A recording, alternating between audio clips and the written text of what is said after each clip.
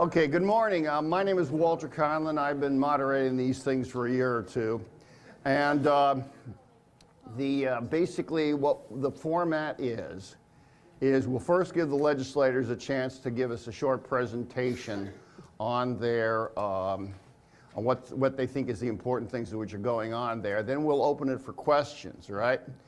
Because of the fact that we try to let everybody ask a question, we have to be very ruthless, and I am very ruthless in enforcing time requirements, right? If there's time at the end of the session, you're certainly welcome to come up and ask another question, but usually by the time we're done, we still have people who haven't asked their first question. We're not going to give any twosies when somebody hasn't had a onesie. So the rules are posted up here along with the biographies of the various candidates or actually incumbents now. So I will start with Senator Walz. You can give his impression and then pass the microphone down the line. Is that better? There we go. Okay. Well, good morning, everybody. I'm State Senator Zach Walz. First of all, I just want to say I'm really excited to be here. This is my first time on the MCC campus, and I'm really excited to be participating in the forum this morning. I have the challenge of succeeding State Senator Bob Dvorsky, who had previously held the seat for longer than I'd been alive, and so it's an opportunity, it's a privilege, and it's a challenge. But I'm really excited to be here. I'm going to be. We just finished my third week on the job, and so I think some of the other folks up here will be able to provide a lot more insight in terms of what's actually happening in the Capitol. I've been spending most of my time just trying to get up to speed. Learn, how the chamber works, how to be a productive member of the body, and starting to go through the process of filing some bills. I'm really looking forward to your questions, hearing what's important to you. I've already filed several bills on behalf of constituents that are directly inspired by their ideas, their suggestions, and thoughts on how things should be improved. And so if you have any concerns or anything that you hope that I can work on, I'm looking forward to doing that. My district is a pretty large one. It starts in Johnson County, Iowa City, the city of Coralville, runs up, includes all of Cedar County, and then the town of Wilton here in Muscatine County, which is why I'm here. And I'll go ahead and pass it off to Senator Green. Thanks. Well, good morning. Tom Green, Senator Tom Green from the 44th Senate District, which is all of Des Moines County, Burlington, all of Louisa County, Columbus Junction, and Wapello, and then the rural parts of Muscatine County. This year I serve on the Appropriations Committee, Human Resources and Health, Local Government, and Appropriations Budget Sub. The first thing I want to say is the reason we're here is to hear from you. So I please want to, if you have concerns, if you have issues, make sure you contact us, make sure you speak up. I think you're here because, not to hear us speak, but we want to hear your issues. So please bring those issues forward. We are the representatives of the citizens of this area, this district. So don't be shy, bring those issues forward. Thank you. Well, good morning to everyone. My name is Dave Kerr. I'm a representative from District 88, which includes the rural areas of Muscatine and Des Moines County and all of Louisa County. This year I serve on several committees. About forgot what I served on. The Appropriations Committee, Agriculture Committee, the Education Committee, and Public Safety Committees, and I'm chairman of the House Education Appropriations Committee. We're just getting good start up there. Bill subcommittee meetings are going on, and the weather really kind of put a damper on things. So I had the FFA group from West Liberty going to come, but they had to cancel. They're a great group and got some great leaders over there. We're just getting started in the appropriations talks. The governor has her budget out, and hopefully within the next 2 weeks, you'll see the House and the Senate roll out their budget for the state. So, as Tom said, always open to your questions and try and get you an answer promptly as I can. Thank you. Good morning, I'm Gary Carlson. I'm House District 91, which is principally Muscatine, Fruitland, Stockton, and a good part of rural Muscatine County. My assignments have changed somewhat this year. Now I currently chair the Commerce Committee, which is principally the committee that deals with business legislation and regulation that goes through the Iowa legislature. I'm still on Transportation Committee, and I'm now on the Ways and Means Committee, which oversees taxes and fees and those type of things. And in the past, I've been on the interim committee to review Iowa's retirement systems, often referred to as IPERS, but there's actually more than just IPERS in there, although IPERS is the predominant one. I suspect I will be on that again this coming year. Hi, I'm Mark Lofgert. I live in Muscatine. Half my district's in Muscatine County and half is in Scott County. Basically, it's Gary Carlson's House District and Ross Poshins in Scott County. I'm the chair of Economic Development Budget Sub, and actually Tom Green's my vice chair on that. I'm vice chair of Oversight. I'm on Appropriations, Education, Local Government, and Veterans Affairs. And Gary had mentioned the Public Retirement Systems Committee. I'm on there with him as well. I'm on the Task Force, Invest in Rural Iowa Task Force. Deal with the housing issues in the rural areas. And actually, Senator Wells sits right next to me and the left of me, so we've got to know each other. I've enjoyed that real well. So, but anyway, I'll hand it over to Bobby. Good morning, everyone. Bobby Kaufman, House District 73, which is Cedar County, the city of Wilton, and a third of Johnson County. But as a Muscatine Community College alumni, I'm always happy to be down here. My committee assignments have changed pretty drastically. I got a bit of a promotion and I'm now the chair of state government, which is kind of the omnibus committee. It has to do with everything from pensions to gambling to elections to scope of practice to essentially any regulation to do with state government comes through my committee. I sit on the Ways and Means Committee with Representative Carlson. Then I'm on Judiciary. I was off of that for 2 years and on it my first 4, so I have to be back on that. And then I still remain on Government Oversight. 2 unique issues. I wrote in my newsletter this week that you oftentimes go into session with your priorities and then you find out that there's a bill assigned to you that was not even on your radar. And that's happened to me twice so far. As you saw the Supreme Court ruling, I got tasked with dealing with the sports wagering bill. And then on top of that, I found out last week in Judiciary that I am running the governor's constitutional amendment on the restoration of felon voting rights. 2 issues that were not on my radar whatsoever, but that I'm now tasked with dealing with. So happy to be here and happy to take any of your questions. Okay, we'll take people in the order to stand up by the podium. We will be taking a short break approximately at 9:45 for about 5 minutes. And so please ask your question, limited to 1 minute. Questions only, no speeches, please. My name is Samuel Perlin. I represent the MCC Young Democrats, and I'd like to thank those who saw us last year when we came up to the Capitol. Secondly, I'd like to remind all of you that the funding for MCC Young Democrats and Eastern Iowa Community Colleges, it needs to stay the way it is and needs help. And we were wondering what you guys were going to do for the students' funding. So could you tell us what your plans are for supporting the Muscatine Community College and their neighboring colleges? Great question, and I was happy to speak at your group last year. Enjoyed that with Mr. DeBeat. I can't ever call him John. He was my teacher, so it's Mr. DeBeat to me. The community college request, the governor and her budget, there's 3 budgets, the Senate budget, the House budget, and then the governor's request. And she put in initially $4.7 million in increase. I think that's a healthy increase, but I think that we could do a little better. And I think that with the Future Ready Iowa program, which is predominantly training workers to go into the workforce, high-skilled laborers, that is the very community colleges do that better than anybody. And so I want to make sure that as many of those dollars as possible go as well. So I think you're going to see a very good year for community college funding. I know that all of us up here have been strong supporters, and I think you're going to see a good budget year. Well, I'll start off with supplemental state aid for K through 12. The governor's at 2.3, and we're not sure where we're at, but we do want to make sure the bill we did last year on that, basically with the transportation part and the equity part, that we kind of keep that going. So that's important in the Senate. So that's K through 12. As far as community colleges, obviously I graduated at MCC, and I think some of the other people here did too. So I do support them, and so I'll be looking at that. I'm not on the budget as far. I'm on education, but I'm not on the education budget part of that. So anyway, and then and of course we care about the regions as well too.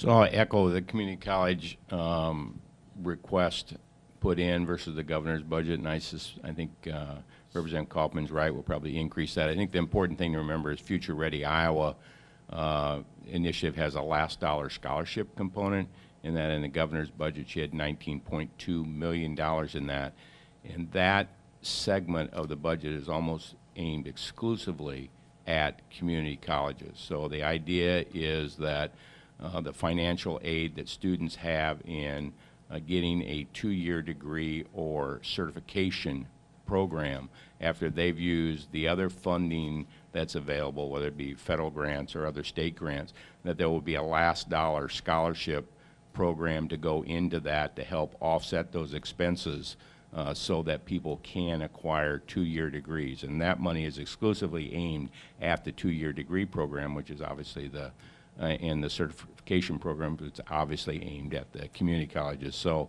community college funding may come out of it will come out of the traditional accounts, but the Future Ready Iowa dollars will be, I think, substantially helpful to the community colleges across the state. Yes, these gentlemen, representatives, have stated the policy. I think it's going forward through the House is increase what the governor has, 4.7. I hope that gets up going to a little higher, and the Future Ready money will be vital in helping the community colleges. Fortunately, Senator Green and I have 2 outstanding community colleges, one in Burlington, one here in Muscatine. So we hear from both ends of the district, you can say. So there's a lot of support, as these gentlemen have said, in the House for the community colleges. So I look for a good year. Like I said, I'm going back next week. We're going to start putting some numbers together, and I'm going to put a little higher number on in the budget and hope it gets by and gets accepted. So I think there's good things ahead for the community colleges. The last 2 budget years have really been pretty tough. We were dealing with some deficit budgets, overpromising, overspending, and I think the measures that we took in the past 2 years have corrected those spending oversights. So I was pleased to see the governor's recommendation of an additional $4.7 million for our community colleges. They certainly need it. There's no better investment than we have as in the investment in the education of our young students and those of us who are going back for additional training to enhance our job opportunities. So I was pleased to see that. Like I said, I think the governor's overall budget for next year, she's recommended a 3.9% increase. Revenues are up, spending's under control, so I think things should be a lot more palatable this year than they have been in the past 2 years. So I look forward to having more money available for cities, counties, schools, et cetera. So I think things are getting brighter. Spring is near. Well, first of all, Sam, thank you for being here as the only Democrat on the stage. I appreciate the support. I would say that I also am very concerned about making sure that our community colleges are getting the funding that they need. I was glad to see the governor call for $4.7 million in new funding for our community colleges, and I would echo the comments about a lot of the last dollar scholarships for Future Ready Iowa are going to be aimed squarely at folks who are attending community and technical schools. So I think that that's something that people should be excited about. Looking a little bit further over the long term, I think there are some questions about what kind of our longer term funding levels are going to look like, but I think this is something that we have to continue to fight for because community college can make a huge difference in somebody's life. Thanks. Okay. Thank you. Mr. Paulson. Good morning. Thank you for being here today. I'm Don Paulson. I live in 76 Township. My question is, will the bottle bill be expanded this year to include water containers and juice containers?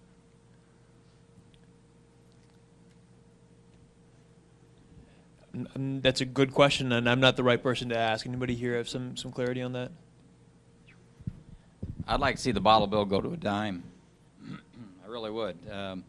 Besides a revenue source, it would also curb some of the excuse me, some of the conservation and the waste and the trash that gets thrown in our ditches.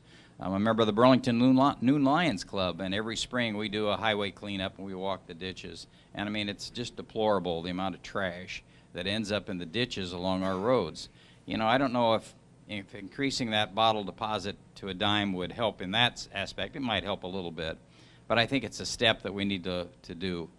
So I would love to see that bottle bill expanded.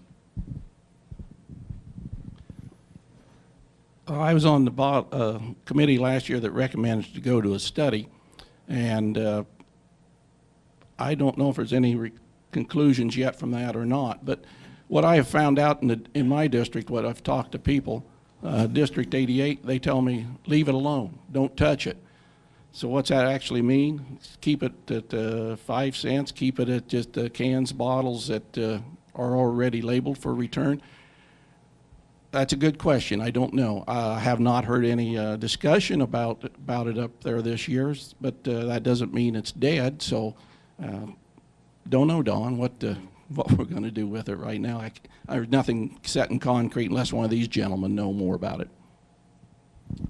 Yeah, I haven't seen any legislation or heard any legislation yet on the bottle bill. I think it's a little early in this session for that because the committees are really starting to form and start to have subcommittees.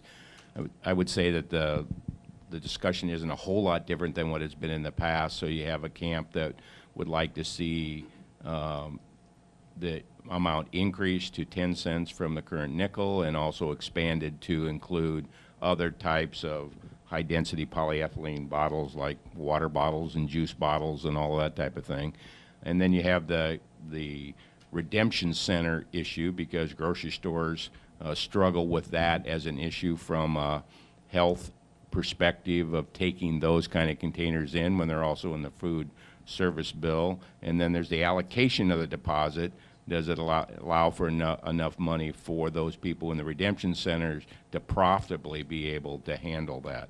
There's also some additional technology that is evolving in how bottles can be processed, and there's a group that is also trying to share that technology with legislators on how that might be considered. So I suspect there will be activity this year, Don, but I'm not exactly sure what it will come out in, the form it will come out in, and what it will be ultimately from a legislative perspective.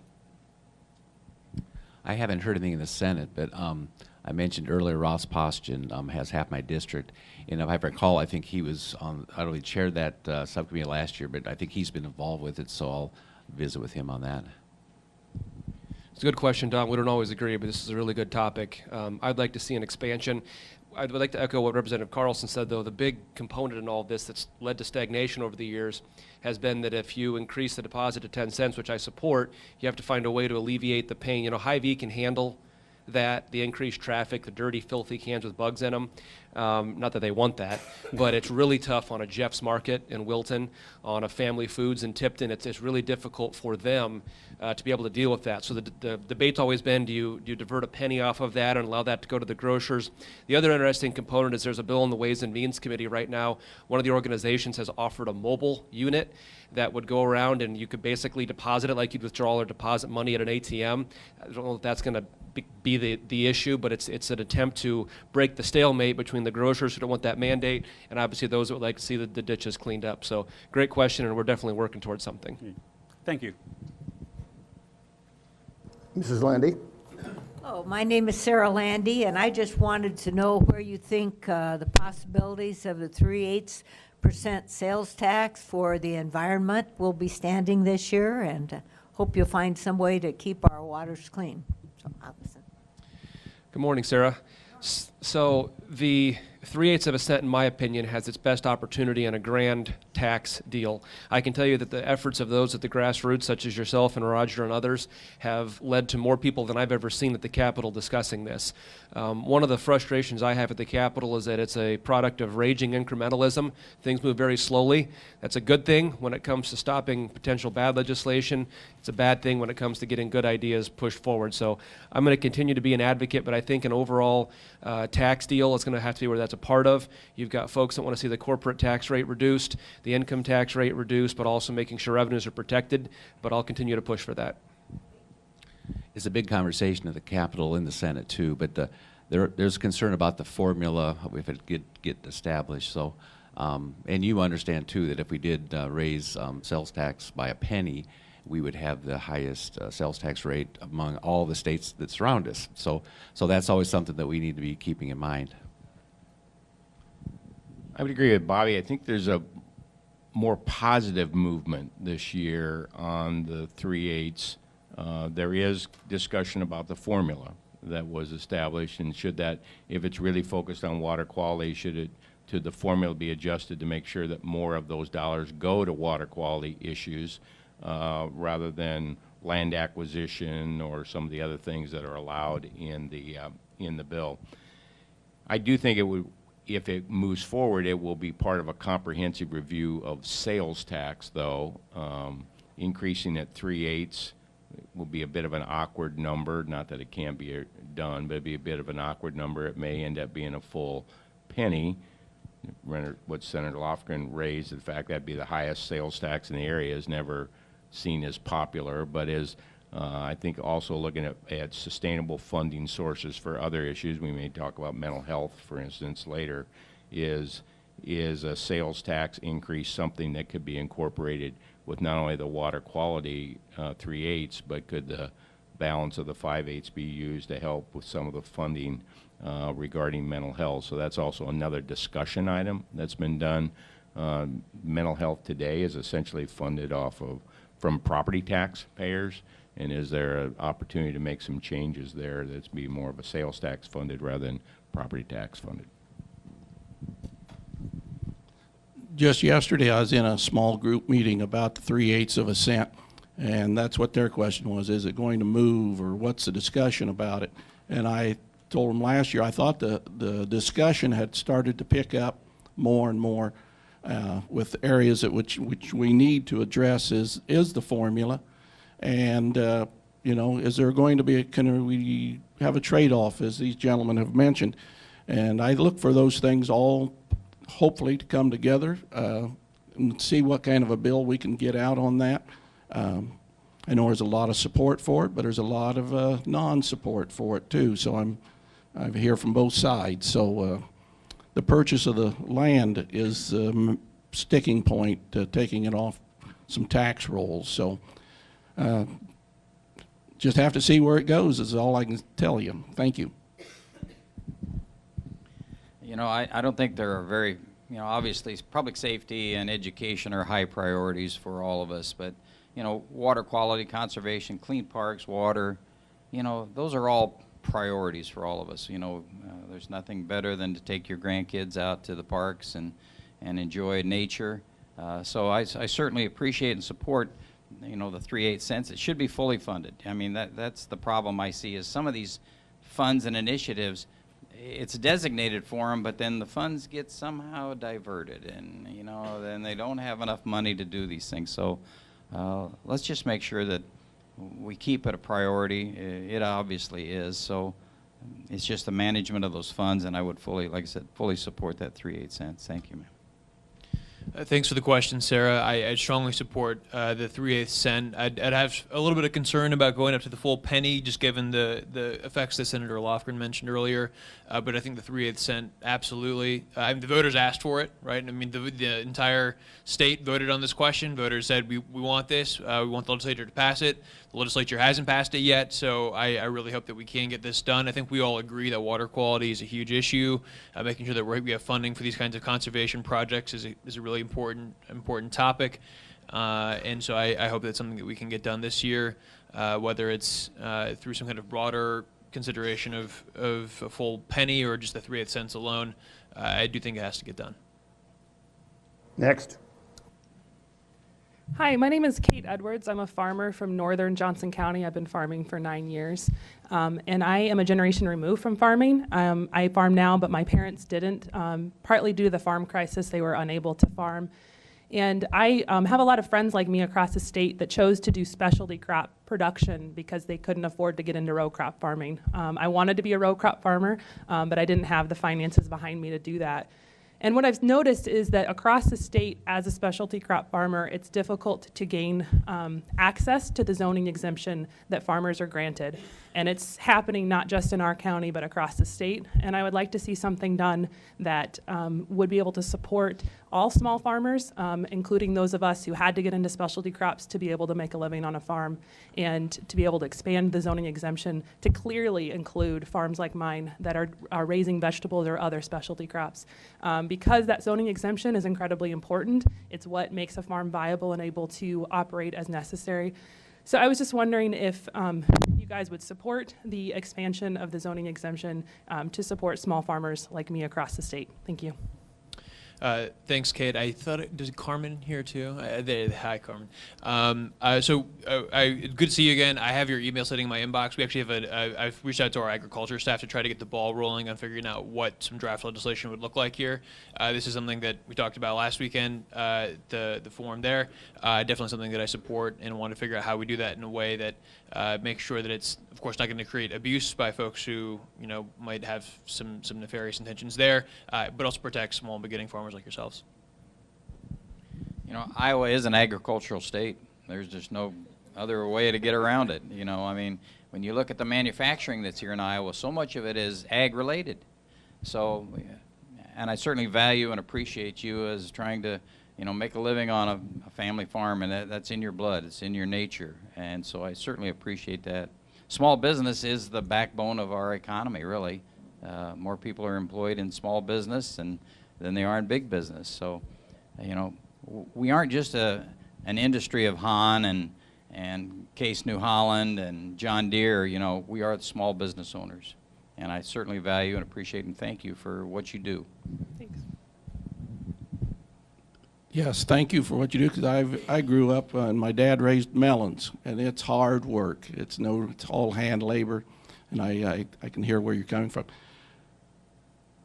And you ask if we could do something. Well, if I'd have to see a bill and see just where it goes, and does it fit your really needs. You can craft a bill, but is it where you want it to end up? So if you can find somebody to write a bill or get it written for you that meet your needs, we'd all look at it and read it, because we appreciate what you do, tell you the truth.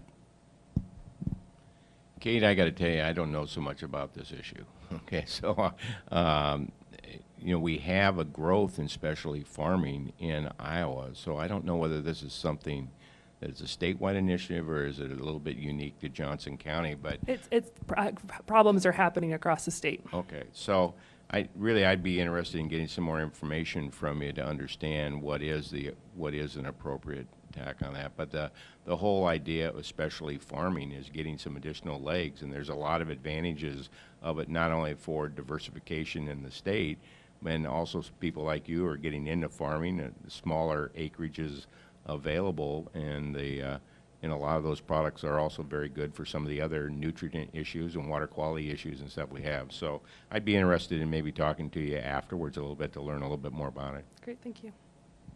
Yeah, I'd like to help you if I can in the Senate. So we could do it a couple different ways. We could maybe in local government or agriculture, obviously. So, or Bobby and I are on oversight. So, and I know he's been working on this too. So, but we'll communicate back and forth on it. Great, thank you. Hi, Kate. Hi, Carmen. Well, it's just for a little bit of context. These two ladies have been traveling to all of these different forums to raise awareness on a very important issue, and that is that small niche farmers and traditional farmers can absolutely coexist as long as the playing field is level. And right now, I agree that it is a statewide issue, but I think that Johnson County is making it particularly difficult compared to others. And I do have a bill in drafting. I think making the trip today helps you just, in a matter of 5 minutes, you just educated 7 legislators. And last week you had 8. So you've already got 15% of the legislature educated. So it's really good that you're coming out and doing this. And I'm hoping we have a bill number for all of them to read as soon as next week. Great, thank you. And I'd like to visit with you. I may have some help on the subject after we're done. Thank you. Next. Hi, my name is Karen Cooney, and I have worked with low-income folks for over 35 years, and I've worked with the Department of Human Services during that time. And I see where there's for the Department of Human Services convened a complex service needs workshop back in 2017 to be able to go over for the state of Iowa what are the needs for diverse members, included Department of Health, advocates, community providers, hospital providers, law enforcement, mental health, and disability services for that. And in here, they said designate and/or develop 6 access centers in strategic geographic locations throughout Iowa by the end of 2019. That is just one of the areas of the recommendation for this mental health and other issues assessment that was done. And I just wanted to have an idea from each of you, where are we at on that?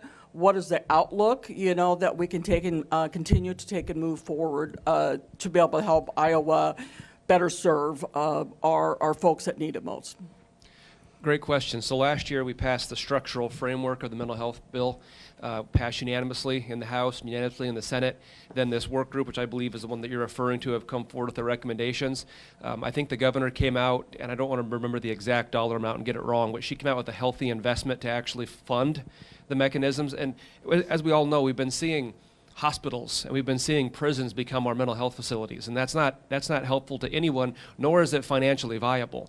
And so the goal is to have these regional access centers where people that can be close to their family, they can be close to law enforcement who doesn't have to drive them 6 hours across the entire state just to get a bed. And I think you're going to see those fully funded this year, but also more importantly, getting at this in the beginning. You saw the governor propose the same thing we did last year for adults. We're pretty close to last in the country when it comes to children's mental health, and you saw her come out with a recommendation that we move forward with that as well. So I think in the Health and Human Services Committee, in the next month or so, you're going to see these proposals come out, and I think you're going to see practically unanimous support. I was on Health and Human Services for 4 years. I'm not now, but I know I'm going to hand over to Gary because he was on that committee this summer that worked on that. Thanks, Senator Lofgren. So the legislation we passed, I think, if I recall, Karen, it's 12 access centers throughout the state, 6 of which already exist, and so it's an additional 6. And the logic behind that is access centers. So we still would use the mental health regions, and the regions are encouraged to work together, but the goal is to have an access center within 45-minute drive of any place in Iowa. So depending on the size of your mental health region, it may be in your region or it may be outside your region. So, for instance, in meeting with the CEO of the mental health region that Muscatine County is in, they are working with an access center in Iowa City because everybody within that, in our region, could make that 45 minutes. So it's also about good utilization of the assets that we have available rather than just necessarily having one in every single region. I did sit on a committee this interim that listened to testimony from a number of the regions, and also the focus of the subcommittee I was on was regarding funding for the mental health. So it's one thing to pass the structural legislation. It's the second to be able to make sure that we have the funding to be able to do that. And there were some recommendations that boiled out of that. Some of that is being put into legislation, proposed legislation for this session. The governor did mention a couple of those things in her address as well, so I think they're aligned because she saw the recommendations that were coming from that.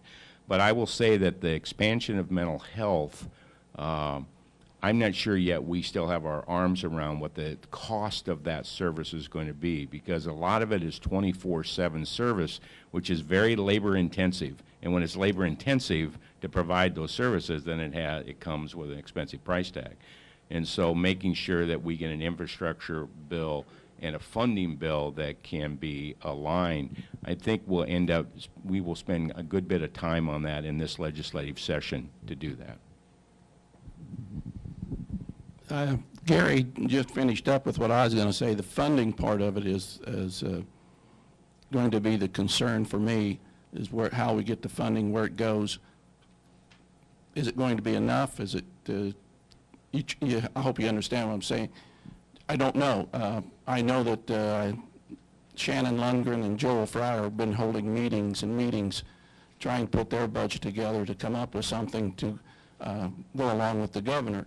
But that's my concern, is how much funding is really needed, and where's it going to end up, how's it going to be distributed, and is it going to be effective once it's distributed?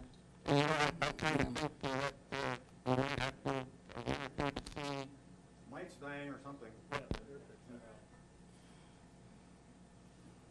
Why he's doing that, just to add with that, sir, is the quality of that care, as in when you're talking about where it's at as well.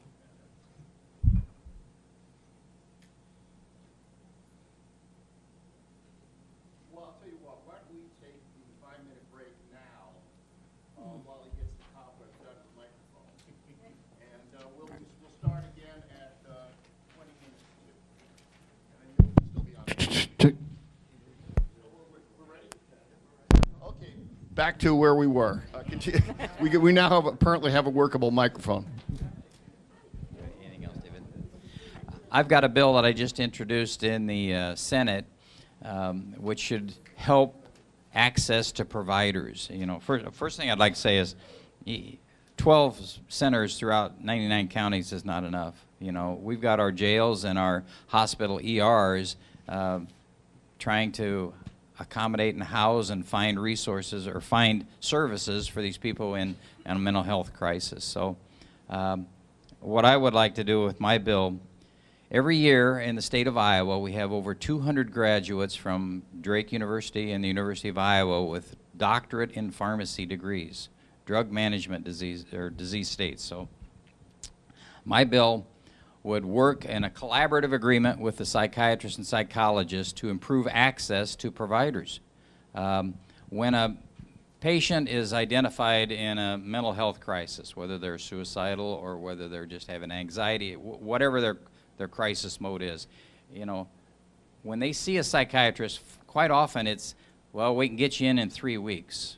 We can get you in 4 weeks. That's not enough. That's not satisfactory. We can't, you know, we can't just put these people off for a month. It's usually longer than that. It usually is. I totally understand that. So what I want to do with my bill is have a collaborative agreement between these doctorate of pharmacy graduates and the psychiatrist, psychologist, or any other provider who has prescribing authority and psychiatric help training to work in collaboration so that once the doctor has them on a drug regimen regime, and quite often it's quite a program, you know, 5 or 6 or 7 different meds. Who else better to help manage their pharmaceutical treatment than a doctorate of pharmacy? For the last 20 years, Iowa and Drake have graduated doctorate of pharmacy graduates, 6 years of training in drug therapy. I myself had a bachelor's in pharmacy. I would not be qualified or enough credentials to partake of that or help in that program.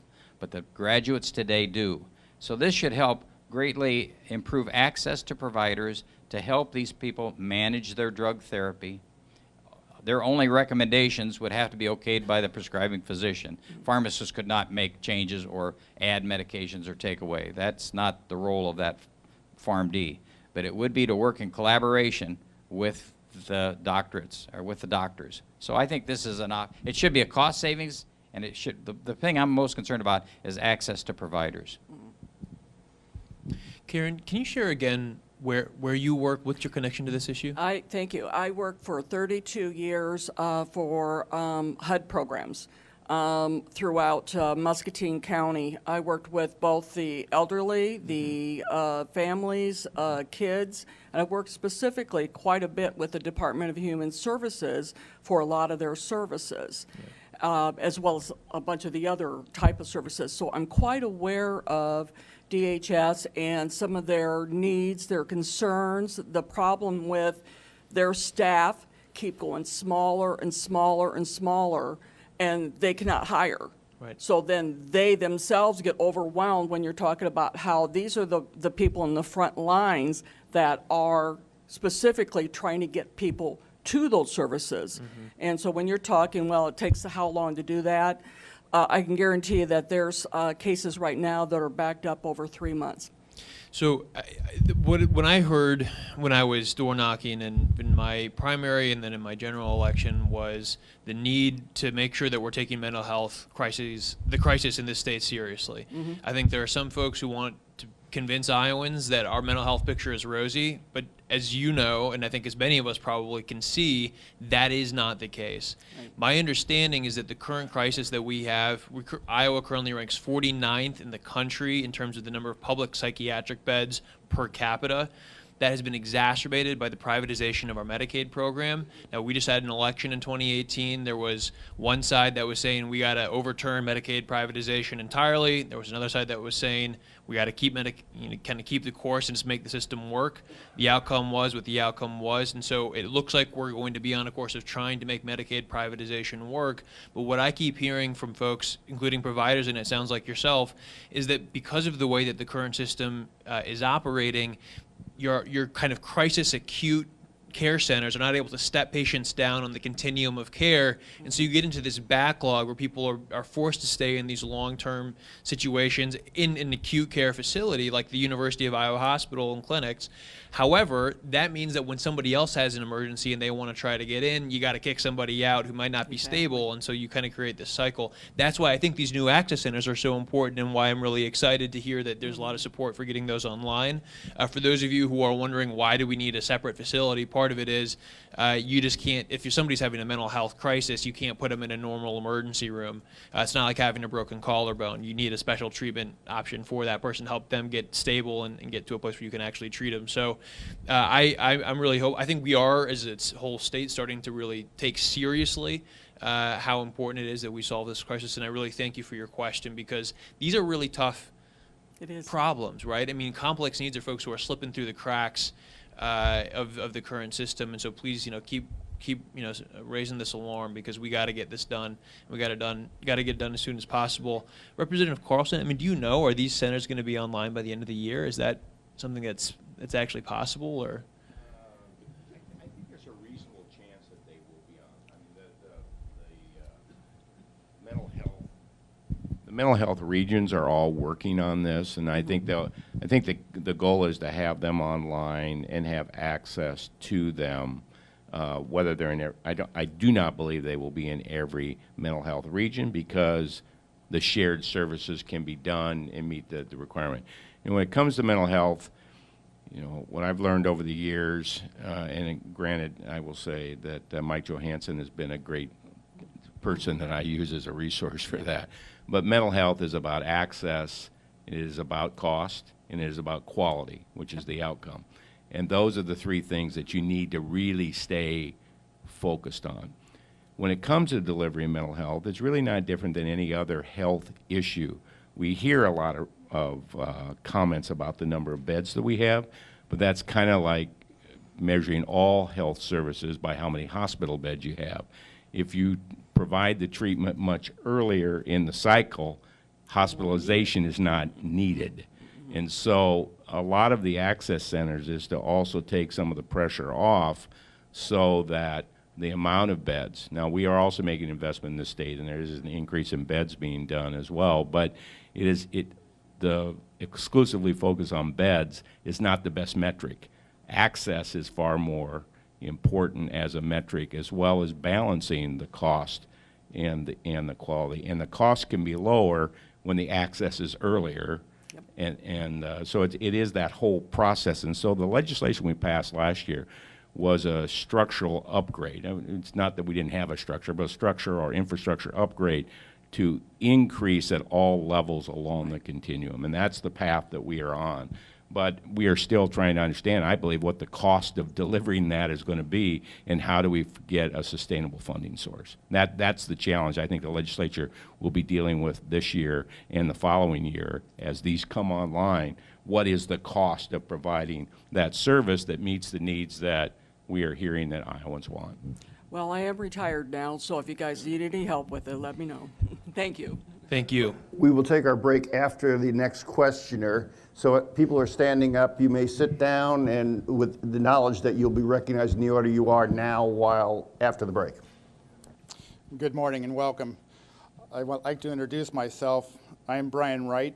and after 36 years with the Muscatine Fire Department, I've decided to retire. My new position is the Muscatine County Emergency Manager. So I have a couple issues that later down I'd like to talk to you about, regards to the fireworks, the school emergency plan, and even including the driving emergency vehicles. But if I may be a resource for you, I would greatly like to do that and meet with you later. Thank you. Well, that was easy. I don't think that calls for any response. So we'll take a break right now, and we'll be starting again at 10 minutes to.